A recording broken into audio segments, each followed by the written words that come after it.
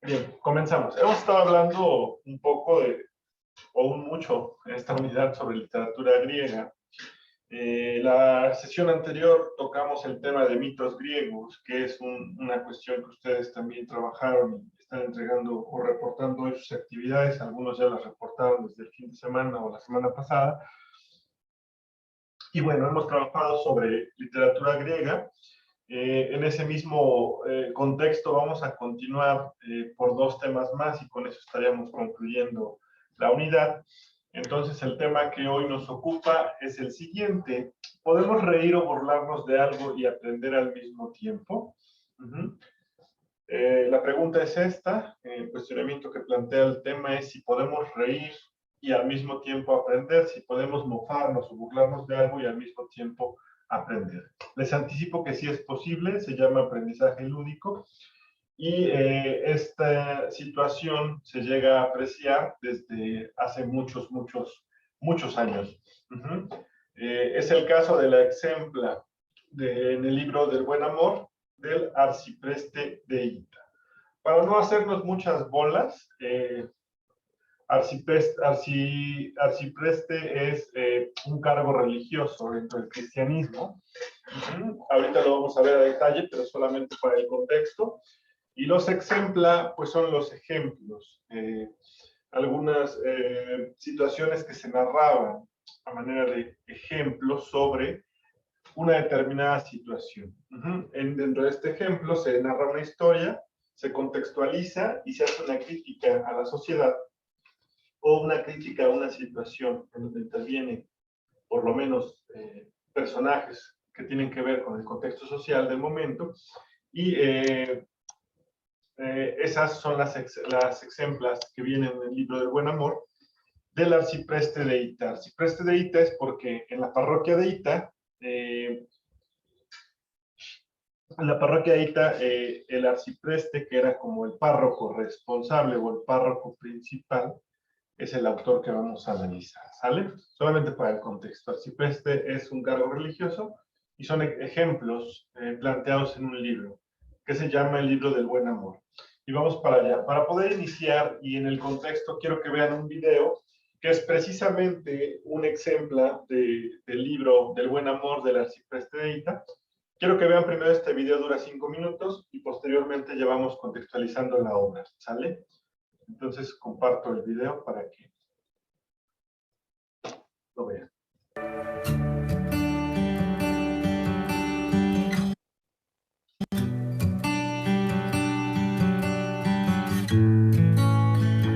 En un pueblo ni grande ni pequeñito, ni feo ni bonito, vivían dos vecinos que se hacían la vida imposible. Si uno limpiaba, el otro ensuciaba. Cuando uno dormía, el otro cantaba. Y es que los dos vecinos eran las personas más diferentes que había en la faz de la tierra. Uno se llamaba Don Carnal. Era fuerte, torpe y sinvergüenza. Comía a todas horas como un lobo y lo que más le gustaba era burlarse de todo y de todos. La otra era Doña Cuaresma. Era alta y delgada como el palo de una escoba. Antipática, quejica, siempre vestía de negro, solo comía migajas de pan y no salía de casa. Un día Don Carnal decidió gastarle una broma a Doña Cuaresma. Cogió trozos de ropa y se disfrazó de rey. Con un trozo de cartón se hizo una máscara y bien arregladito se fue a visitar a Doña Cuaresma. «¡Vieja de nariz puntiaguda!», le gritó.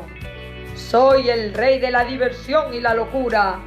Ha llegado la hora de pasarlo bien, de la fiesta, del baile, que el mundo se ponga boca abajo, que la rata coja al gato, que nadie sea bueno».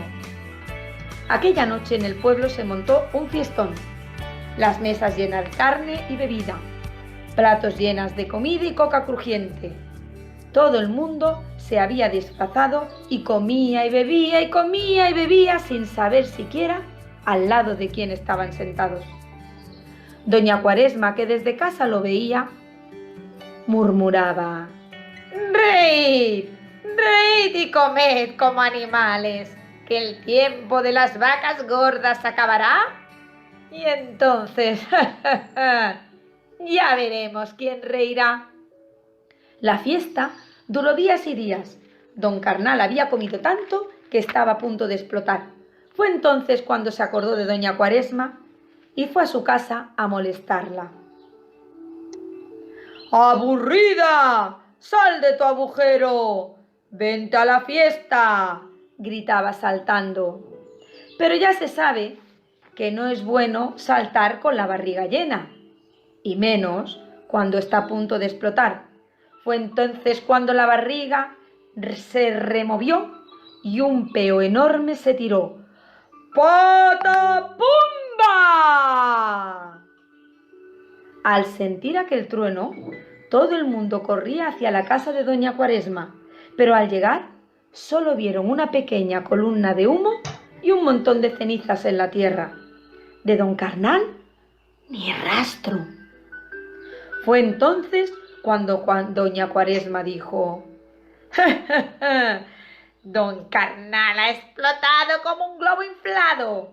¿Y qué os ha dejado? ¿Qué? ¿La nevera vacía? Soy la única que tiene comida. Ahora es mi turno, el de doña Cuaresma. Todos se dieron cuenta de que era verdad. No tenían nada para comer y aún faltaba mucho para la cosecha. Y no tuvieron más remedio que hacer caso y escuchar a doña Cuaresma. Si queréis que yo os dé de comer, no tendréis más remedio que a casa ir. La fiesta se acabó. ¿Cómo que se acabó la fiesta?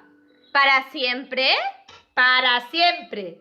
Fuera máscaras, fuera disfraces. Se acabaron los juegos y las risas durante tantas semanas como piernas tengo. Los ciudadanos del pueblo pensaron que 2 semanas tampoco sería para tanto y aceptaron el trato. Fue entonces cuando doña Cuaresma salió de su casa. Primero enseñó una pierna, luego enseñó la segunda y luego otra y otra, hasta 7, ante la sorpresa de sus vecinos. Y decía: 4 días de fiesta a cambio de 7 semanas de ayuno. Y así fue como todos los vecinos de aquel pueblo pasaron 40 días sin rechistar ni reír. Cada miércoles doña Cuaresma les daba un trozo de sardina y un poco de pan. Y, a cambio de tanto silencio, solo obtenían su comida. A la semana número 7 llegó al pueblo una mujer vestida de grandes colores. Llevaba un cesto lleno de fruta y el pelo dorado como el sol. Se llamaba Primavera. A su paso crecían las flores. Cuando la Cuaresma la vio pasar, se quedó tan helada, tanto que además, cuando la primavera pasó, se derritió. Y así se acabó la historia de estos 2 vecinos que, uno por mucho y otro por poco, dejaron aquel pueblo sin aliento.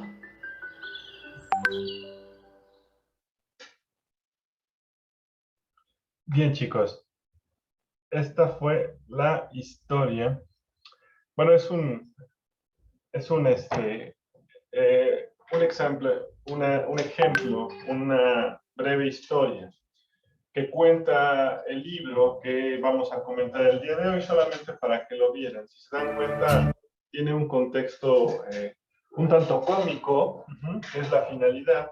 No son obras hechas comedia, eso es algo diferente, porque si recuerdan, también vimos a Aristófanes con sus comedias y esto es otra cosa, ¿va?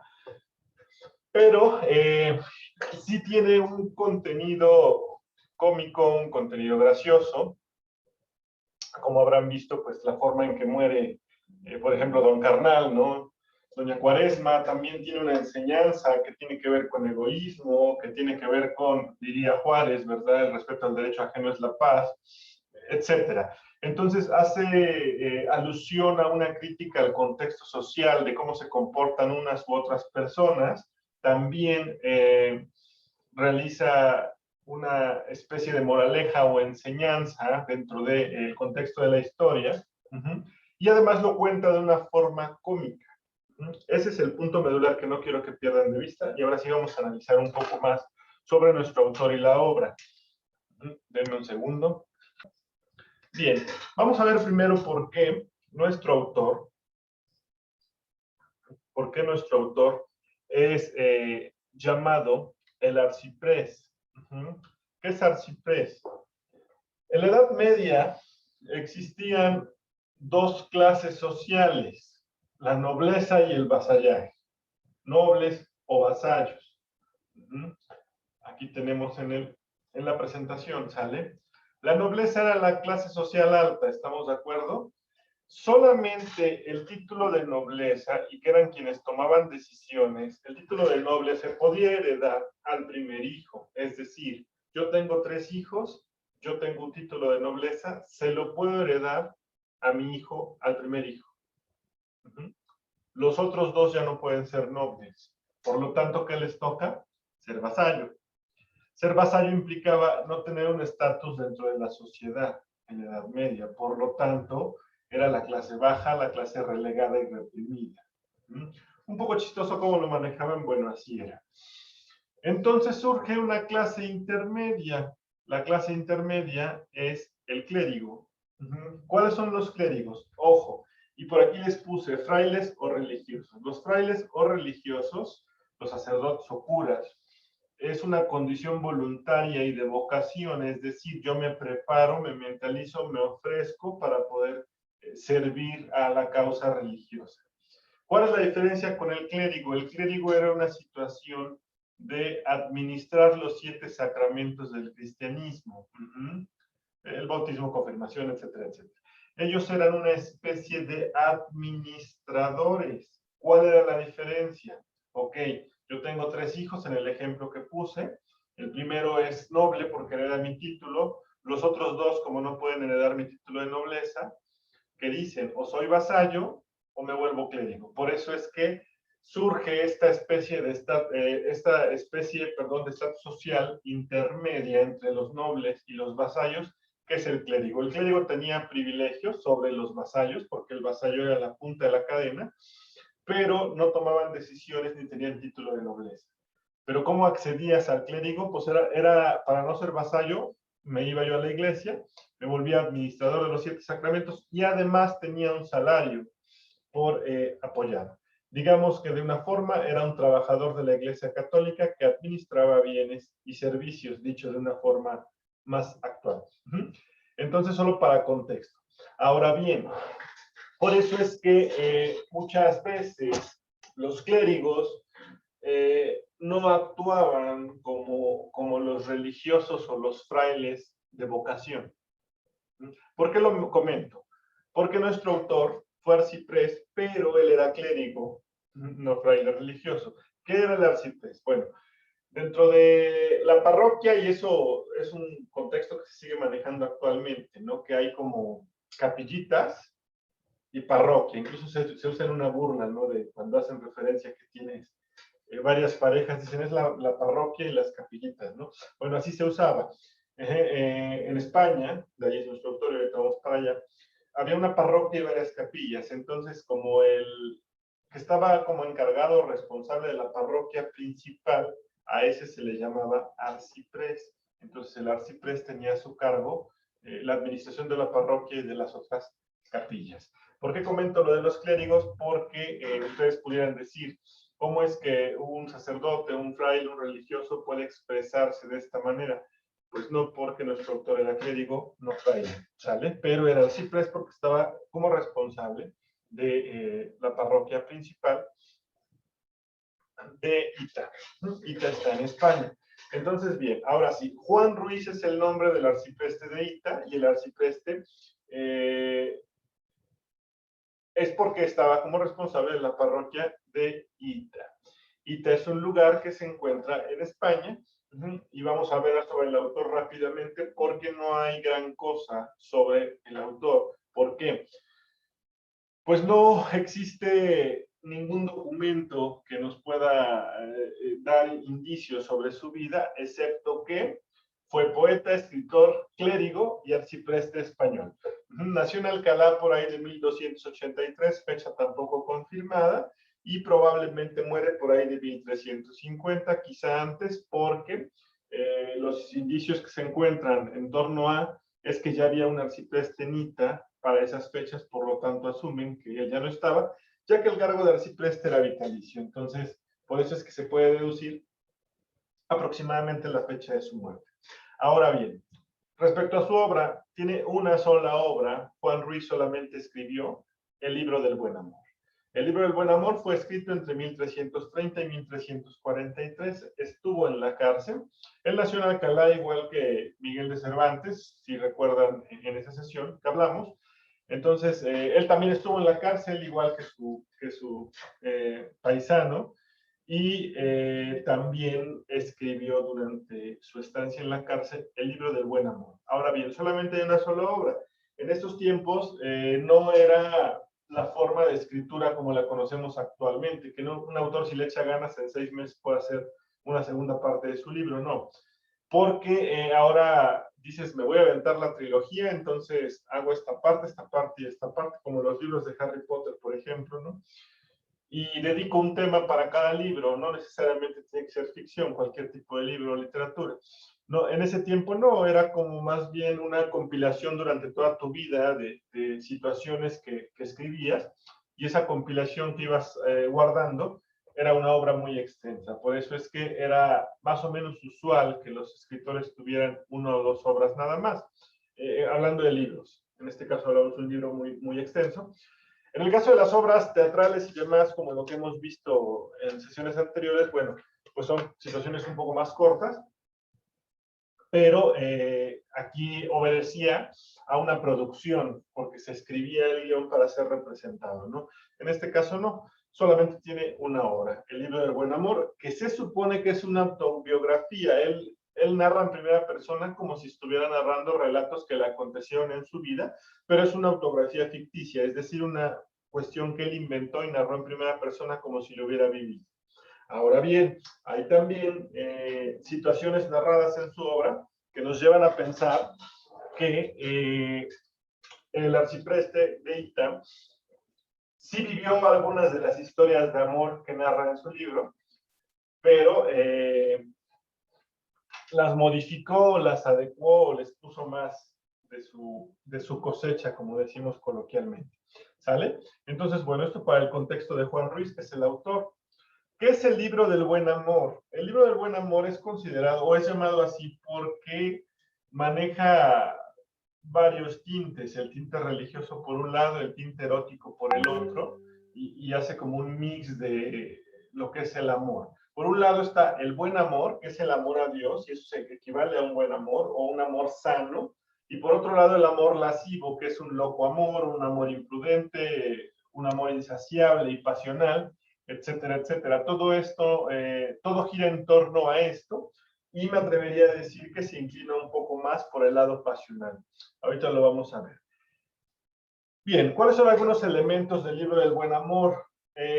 La obra demuestra un profundo conocimiento de las pasiones humanas, y eso es importante porque, reitero, es un libro muy erótico y pasional, sobre todo para la época, pero actualmente también lo podemos ver así.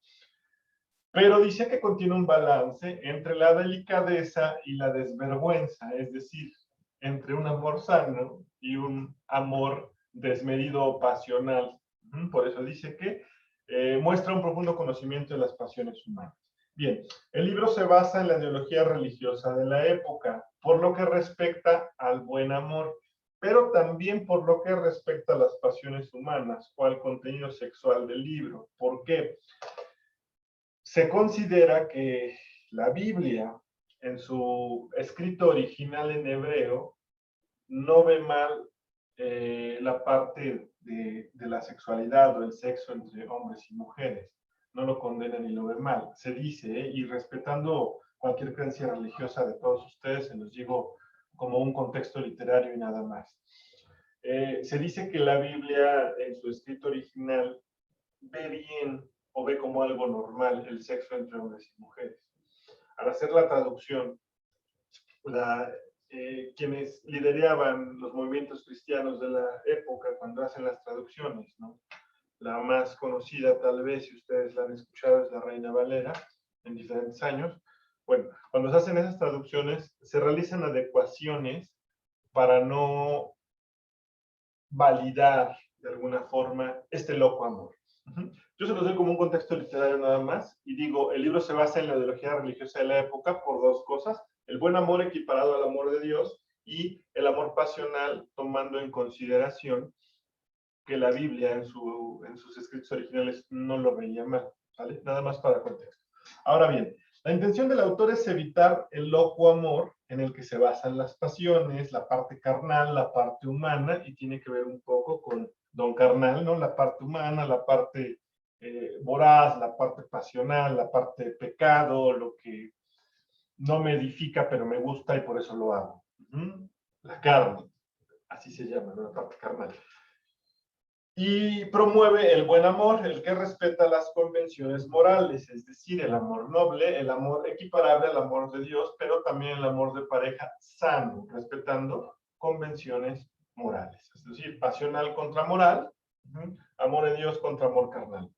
Algo así, para el contexto también.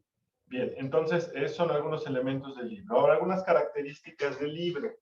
Se presenta un libro como una autografía, reitero, ficticia, ya que no vivió cada una de esas experiencias, pero algunas sí, y solamente hizo algunas adecuaciones, según lo que consideran algunos autores que revisaron su obra. Bien, no es propio, por supuesto. Ahora, otra característica, y creo que es medular, hace narraciones amorosas, mediante las cuales realiza críticas contundentes a la sociedad en las tres clases. Ya hablamos de las tres clases: la intermedia, que es la parte del clérigo, la nobleza y el vasallaje, ¿ok? Realiza narraciones amorosas sobre cómo logra conquistar un sinfín de número de mujeres, muchas mujeres de todas las clases sociales, y cómo logra, pues, tener relaciones con estas mujeres, y todo eso es lo que narra el libro, pero en el Inter lo realiza de una forma cómica, pero también te va dando algunos temas de enseñanza, no de cómo ligar, chicos, no me malentiendan, sino enseñanzas en cuanto en cuanto al contexto social, porque hace críticas fuertes a la sociedad, igual que Aristófanes, pero eso eran obras de teatro y aquí es un libro, tal cual solo es literatura, allá era literatura para el teatro. Bien, usa tonalidades serias, religiosas, festivas y profanas. ¿Por qué? Por lo mismo, ¿sí? Utiliza cuestiones serias cuando habla del buen amor, utiliza contexto religioso también cuando lo hace, al final era clérigo. Realiza temas festivos y profanos en el ámbito de lo carnal y lo pasional, ¿verdad? Es un libro extenso, contiene 1700 estrofas, realiza alegorías, realiza ejemplos, realiza este tipo de situaciones, algunos pueden considerar hasta fábulas, como la alegoría de Don Melón y Doña Endrina, en la cual, en la de Don Melón y Doña Endrina, realiza algunas situaciones donde critica a los hombres y a las mujeres y la forma de convivir e interactuar, desde la conquista hasta lo sexual, si lo quieren ver así. Y Don Carnal y Doña Cuaresma son dos ejemplos de alegorías. Ahorita les voy a comentar Don Melón y Doña Endrina. Pero Don Carnal y Doña Cuaresma, que fue el video que vimos inicialmente, también dense cuenta cómo da una enseñanza, les decía yo al inicio, ¿no? Da algunas situaciones cómicas, graciosas, como cómo es que muere Don Carnal, algunas irreales, como cuántas piernas tiene Doña Cuaresma, etcétera, etcétera. Y hay un personaje que, si me hicieron favor de leer la información de su guía de aprendizaje o investigar al respecto en torno a este tema, hay un personaje que se llama Trotaconventos. Trotaconventos es una especie de palera, válganme la expresión coloquial, quien ayuda o va a visitar a las mujeres para llevar mensajes y todo eso, y hace las veces de un cupido de la Edad Media. Le dicen Trotaconventos porque, pues, es una clérica, ¿no? Y decía yo hace rato, ¿no? Que realizaba conquistas de las tres clases. Pudiéramos decir, en el Tero no había mujeres, pero su equivalente clérigo de mujer eran las monjas, ¿no? Entonces también tuvo hay conquistas en ese sentido. Entonces, Trotaconventos era una monja que andaba de convento en convento, convenciendo a este sector, a las monjas, para que pudieran estar con el personaje en primera persona, de acuerdo a cada una de las alegorías. Entonces, esta Trotaconventos y tiene mucho juego en la obra, ¿no? Porque es la que hace como las veces de mensajera, ¿sí? Con las chicas. Ahora bien, ahí tenemos a la Trotaconventos, ¿no? En la obra que mencionaba, que es Don Melón y Doña Endrina, primero, melón pues es una fruta grande, endrina es una especie que se da en la región de España, una especie de ciruela pequeña. Hasta los nombres son como curiosos. Bien, pues resulta que Don Melón se encuentra a Doña Endrina y pretende cortejarla, sin embargo, Endrina lo batea, adecuándola al contexto actual, ¿verdad?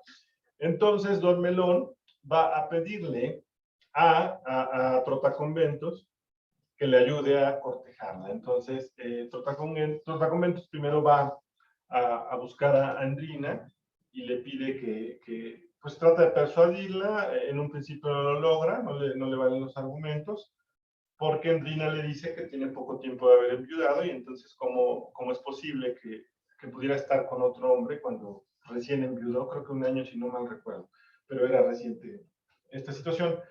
Pero al final, pues, Trotaconventos logra persuadirla y finalmente, pues, accede Endrina y entonces, pues, tiene intimidad con Don Melón.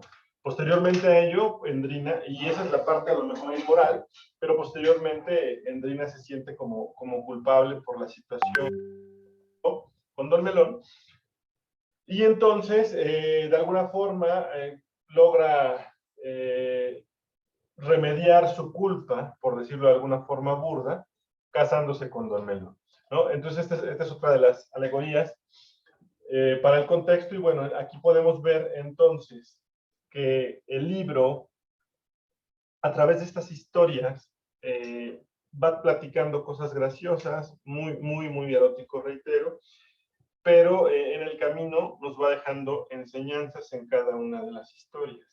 Situaciones morales, situaciones de tolerancia, de empatía, etcétera, etcétera, como los ejemplos que vimos o que comentamos, ¿no? Don Melón, Doña Endrina y Don Carnal y Doña Cuaresma. Ahora bien, finalmente está influenciada la escritura de este libro por la filosofía aristotélica. Recuerden que Aristóteles tiene una filosofía en torno al sentido del ser humano muy peculiar, ya lo comentamos en alguna sesión y seguramente en filosofía también lo están viendo, pero habla Aristóteles sobre el instinto de supervivencia del ser humano en dos sentidos. Por un lado, es la necesidad de supervivencia a través de la alimentación. Y por otro, y bueno, pues si no como me muero, ¿no? Entonces, a esa supervivencia se refiere Aristóteles. Y por otro lado es el tema de la sexualidad o la reproducción humana, es decir, no puede haber supervivencia si no hay reproducción humana. Por lo tanto, va inclinada hacia la parte sexual. Entonces, esta influencia aristotélica se aprecia en el libro del buen amor. ¿Sale? Entonces, chicos, pues hasta aquí el contexto de la obra y los pocos datos que tenemos del autor. Ojalá haya quedado claro. Si hay alguna duda o comentario, lo atendemos. Si no, hasta aquí estaremos llegando por el día de hoy.